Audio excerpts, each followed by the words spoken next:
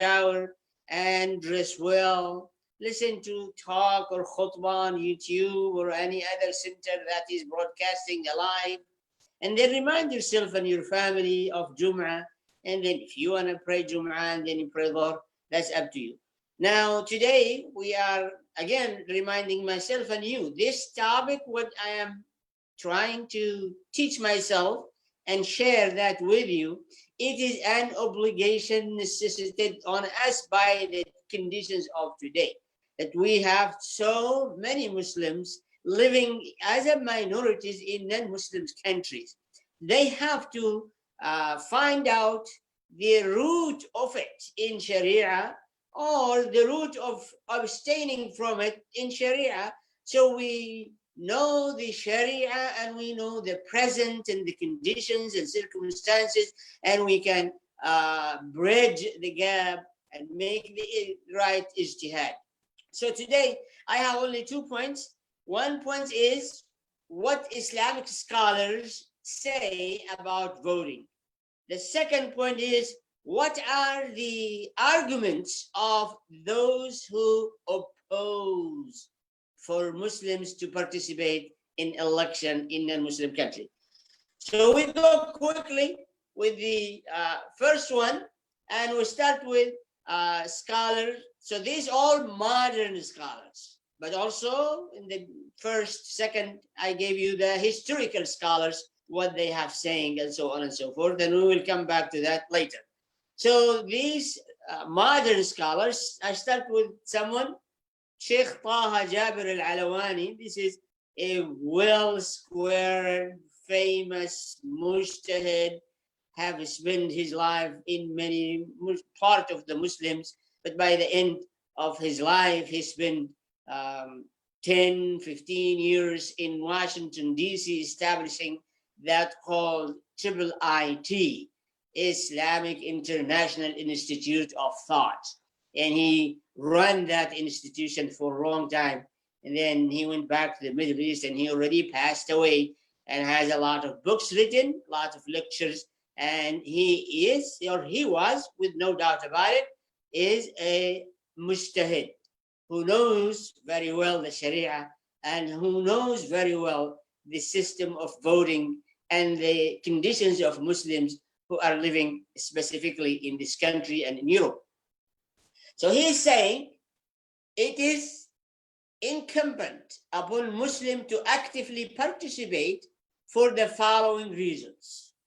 So he's saying it is an obligation, it is incumbent to participate in election and voting for the following reasons. Number one, in order to protect our rights as American citizens, we must be involved in politics.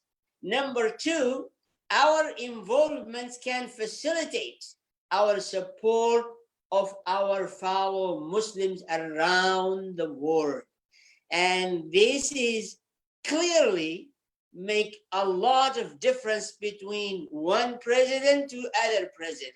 What happened around the Muslim countries around the world, it depends really on the election of the United States. And we can see that from this last election, and how many the next president have not taken office yet. You can see the whole world, Muslim world, in chaos and drastic changes going on because of the election of America. Third, our interaction with non-Muslims and our involvement will help to spread Islam's message. Fourth, it helps to convey the universality of Islam. Now, also, he made a comment, our participation is an obligation in Islam and not merely a right that we can choose to forfeit at will. It offered us the opportunity to protect our human rights, guarantee the fulfillment of our need, and work for the improvement of living conditions for Muslims and non-Muslims in America and abroad. Whatever helps us to achieve this noble goal become Islamically obligatory.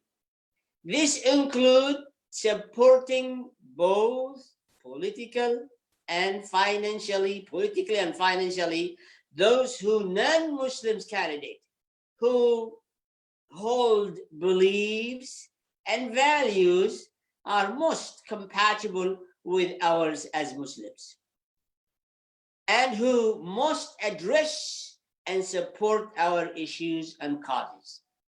Registering to vote and then voting, although they are separate acts, they are both an essential part of the election process. Our participation in that process is mandatory. The second one is Jamal Badawi, and we know he's still living. He has been here a candle for the Islam, and Muslims have delivered if hundreds of thousands of lectures and YouTube and written books, and appears in many national and international channels and TVs and satellite and so on and so forth. So, and he has many books also written. I will just give you one specific example. Suppose you have two candidates for president. For example, both of them might not even sympathetic to Islam's causes or Muslims' causes. Suppose that, and this is most of the time, this is the case. However, in terms of relative harm and benefit, which is a rule of Sharia, it may be the collective wisdom, for example, of Muslims voters, that one of them would do even greater harm to Muslims here or there than the other ones. Well, in this case, obviously, the lesser of the two harms, that's where we need to choose. Electing over voting or voting for someone who will do less harm to Muslims obviously would be much better than sitting in the sideline and just criticizing and complaining that is something going wrong in life or against you. Voting for them and supporting them in election is not necessarily an agreement with everything they believe or they do, but at least it would be for the particular limited purpose that you went to vote for. Now, the third one is Sheikh Muhammad Saleh, and this is Al-Munajjid. He is a famous scholar in Jeddah, Saudi Arabia. There is nothing wrong with Muslims casting their votes in favor of the less evil candidate. In any case, this is a matter of ijtihad based on the principle of weighing up the pros and the cons. What is in the interest of the Islam and what is determined. No one should imagine that anyone who say okay is agree and support and approve the kufr. That is not the case. You are approving, supporting the specific case which is either good or less harm. This third one, or the fourth one, Sheikh Ahmed Al-Kitti, is from Canada, Islamic Center, famous too, and you can search those on the internet. Every one of them has plenty of talks and lectures. As Muslims, we have the duty to command good and forbid evil. When we translate this into political action, we are not support those candidates. We are to support those candidates who uphold the values or principles we cherish. If we find a candidate who upholds the values or the principle that we cherish, then we are to support him or her. If, however, we do not find such a person, but we are left with two, and each of them has positive and negative sides, then we should support the one whose positive side overweighs the negative side. The next one is Mufti Muhammad Al-Kawthari, and this is from India. In a situation where there is no worthy candidate, as in non-Muslim countries, where at least the ideologies and beliefs of the relevant parties are contrary to the teaching of Sharia, then the vote should be given to the one who is the better and more trustworthy than the other one. Vote should be given to the candidate that one believe will give people their right, prevent oppression, and so on. It is, if it is thought that a particular candidate or party will be of benefits of the general public, even non-Muslims in that country and their affair, then the vote of Muslims should go to those candidates. And by voting a particular party, it will not be considered that one agrees with all their ideology and beliefs and disbelief. At times, voting becomes necessary. I mean, if they are not going to confuse that. Also here from UK, another scholars said, for their protection and for their identity to be preserved, it is vital for Muslims participate in the political process of the society that they are living in. So, since seeing that voting is a testimony, giving shahada, and being aware that particular party will be more willing to fulfill our Islamic right, not to vote for this party will be tantamount equal to transgression and breach of trust in the eyes of Sharia. I hold the opinion that it is lawful to participate in election as this may reduce suffering, and it is a way to choose the better among the available candidates. I believe participating in election will in any event contribute to the condition, to the reduction of evil, and be a forum for countering bad policies and exposing their deficiencies, as well as being an opportunity to present proposals of different kind that might help the people. Here, Salman Al-Auda, everybody knows, may Allah grant him freedom. As for participation in politics itself, we should consider that if the parliaments and Congress of the countries do not have any Muslims members, then this will pave the way for the opposition to come forth with their harmful views, policies, which will consequently be incorporated into the laws of their countries and bring harm to the Muslims. I hold this opinion to participate in election and to vote for those who seems to be good, or at least less harmful than others.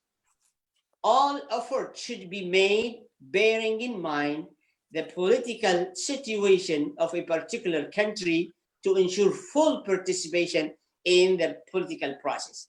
This is an absolute necessity.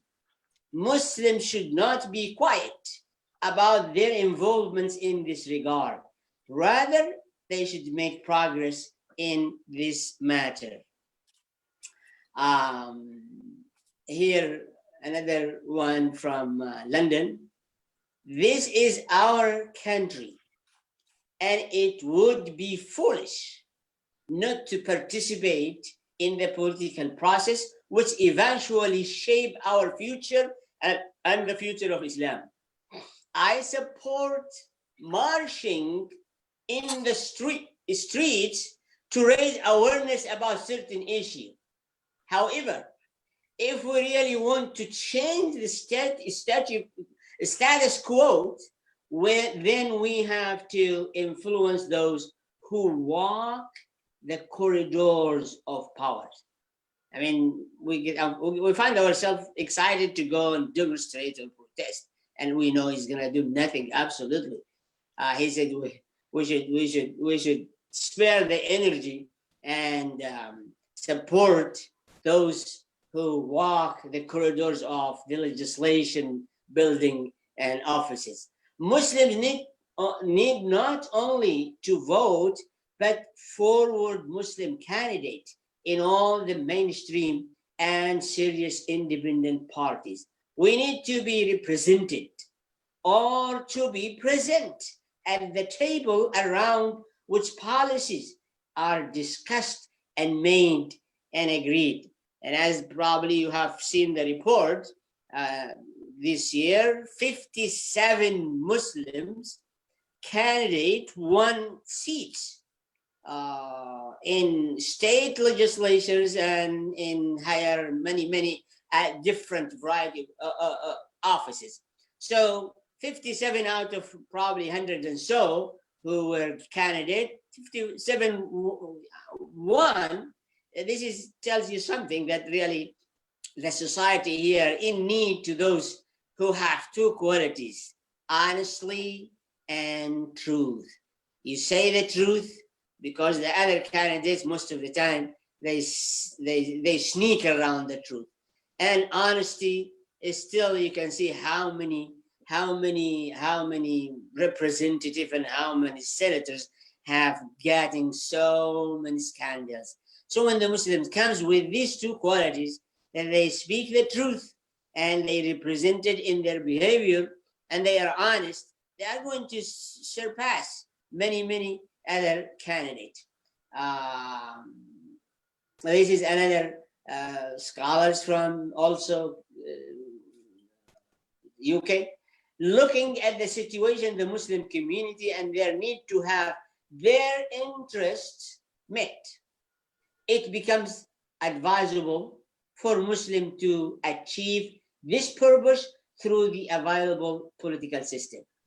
Through voting, a man can bring to the parliament such candidate who sympathize with the Muslim cause.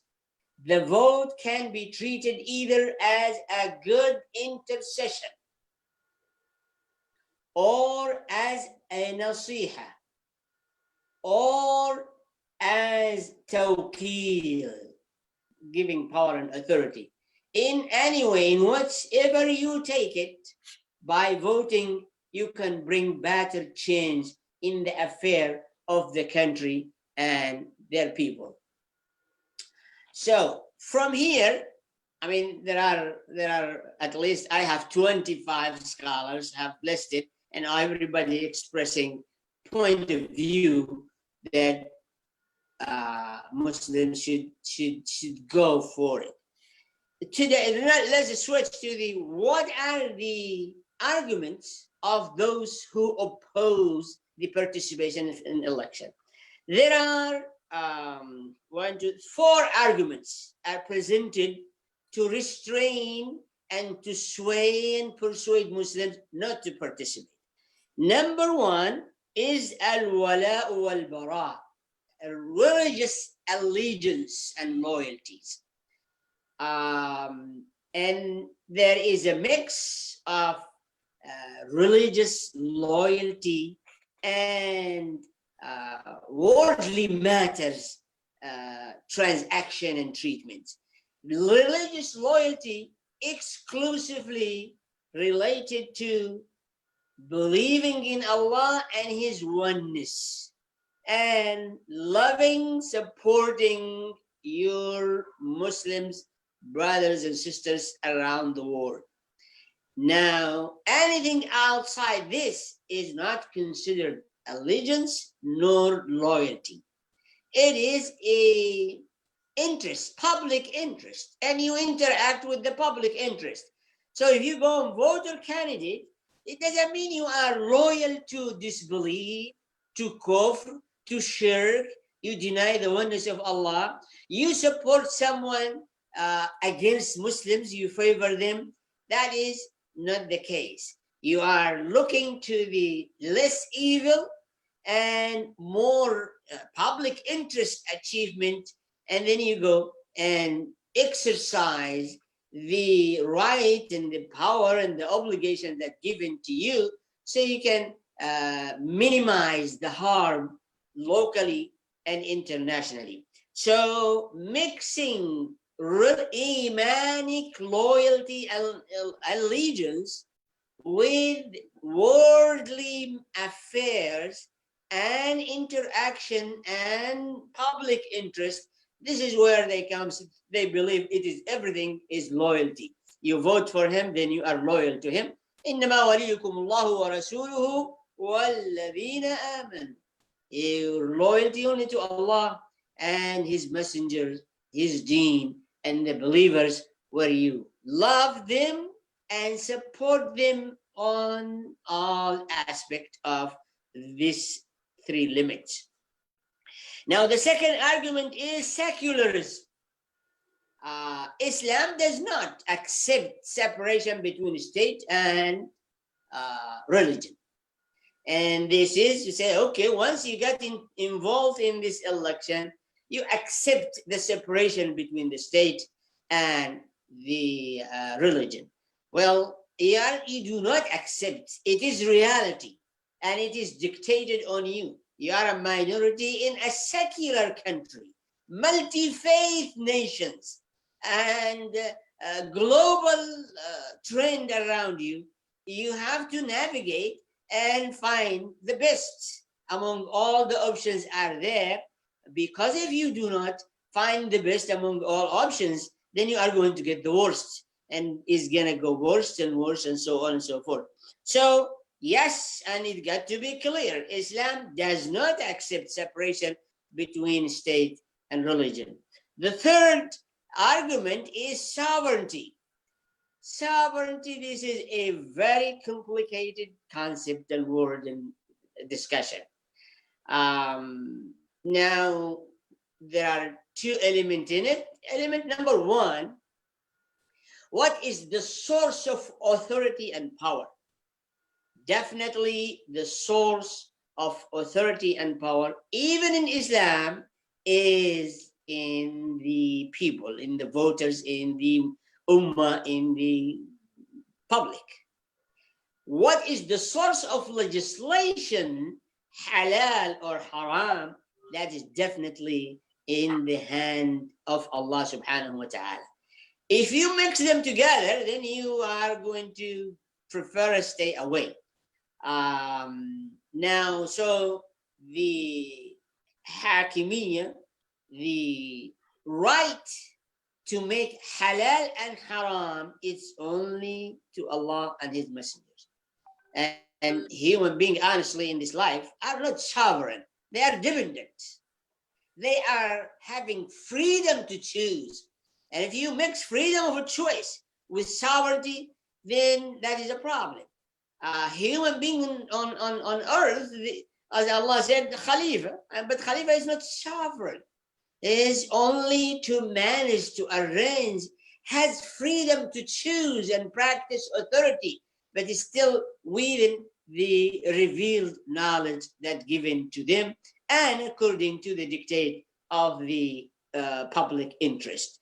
So once you mix this sovereignty and freedom of choice, or you believe human being is sovereign over this universe, that's not true. Over even sovereign over their own life, this is not true. Human being is authorized, given freedom to choose, but is not in control of the whole life. even their own self-lives. That's why you age and you die. So if you are sovereign, why you go through this?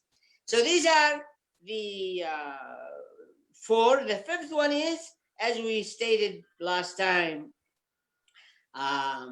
there Islam has two main elements. One is the element of ibadah, where the action is a form of worship to God, to Allah. These are to be stated clearly, and no form of worship can be practiced if it is not stated clearly in the revealed knowledge. Now, the other one, customs, traditionals, transaction, business, trade, all of this is not a form of worship. If you do it the right way, with a way that is not contradicting any principle of Islam, and you have intention to do good, you might be rewarded for it, but it is not in its essence and root a form of worship. So the door is open. Everything is allowable and permissible unless it's clearly opposed or contradict any principle of Sharia or Ibadah. So with that in mind, inshallah, we'll continue next week. We'll have the finish the opinion of the scholars. And also we have another three minor arguments for those who oppose this process and participation. Jazakumullah khair. And I ask Allah subhanahu wa ta'ala to protect you and keep you in his protection and his care, and reward you and guide you and accept from all of us. Assalamu alaikum wa rahmatullahi wa barakatuh. Alaikum assalam wa rahmatullahi wa barakatuh. Jazakallah khair, Sheikh. May Allah bless you and reward you for this presentation. Inshallah, we'll open the door for the question answer session. So whoever, inshallah, have any comment, any question, raise your hand, or so we, inshallah, go on.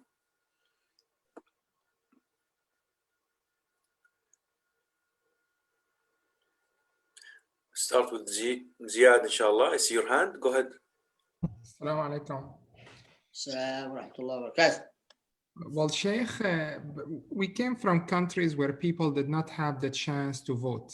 And even if they had the chance to vote, they abstained from voting, Sheikh, even for the Muslim fellows, because we did not trust them.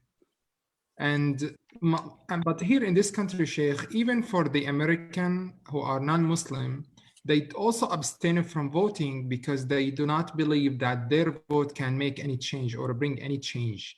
So there is two arguments, Sheikh. Is it permissible to vote? Yes, it is permissible to vote.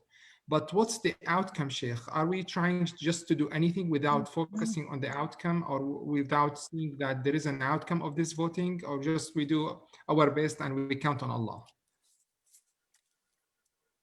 Well, Jazakallah khair, but I already mentioned some of the outcomes that you minimize evil locally and internationally. You get the chance to express Islam in a good way. You get the window to speak. You get if those senators who are Muslims and invoking Allah and Quran and Islam and all these things, that is da'wah through the whole world is listening, and the whole community listening. So the outcomes are definitely greater than the positive outcomes, way greater than the negative possibilities, because negative possibilities are already there, and it's going to be worse if you are not part of it. So if you are participating, there is no doubt about it. There are some benefits, as we say, be present and let people interact and question Islam and Muslims, bring ideas that is positive, and minimize the harm for the public. For justice, freedom, fairness, and let the voices of minorities to be heard.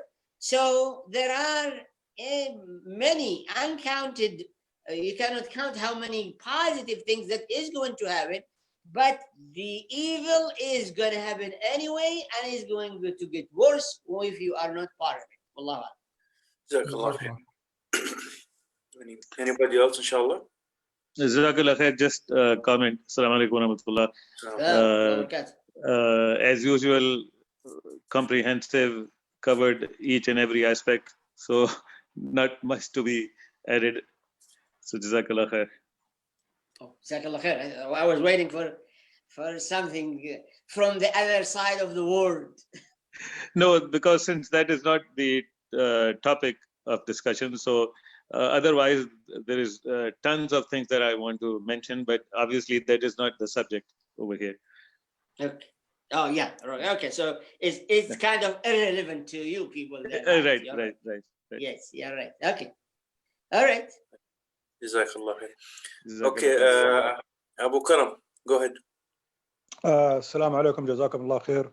I agree with you, Sheikh. I think we are part of this society, and voting is a must, in my opinion. This is my humble opinion.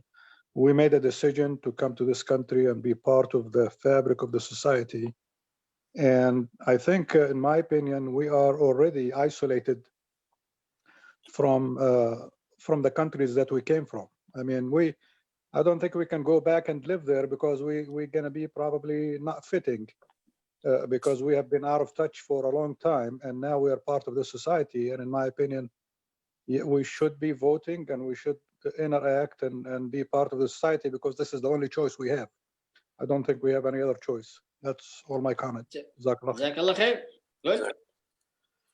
Anybody else? Inshallah. Okay, I think we're out of question right now. Well, inshallah, tomorrow we will continue with Sheikh Muhammad and Surah Al-Shu'ara. So I encourage all of you, inshallah, to come and participate.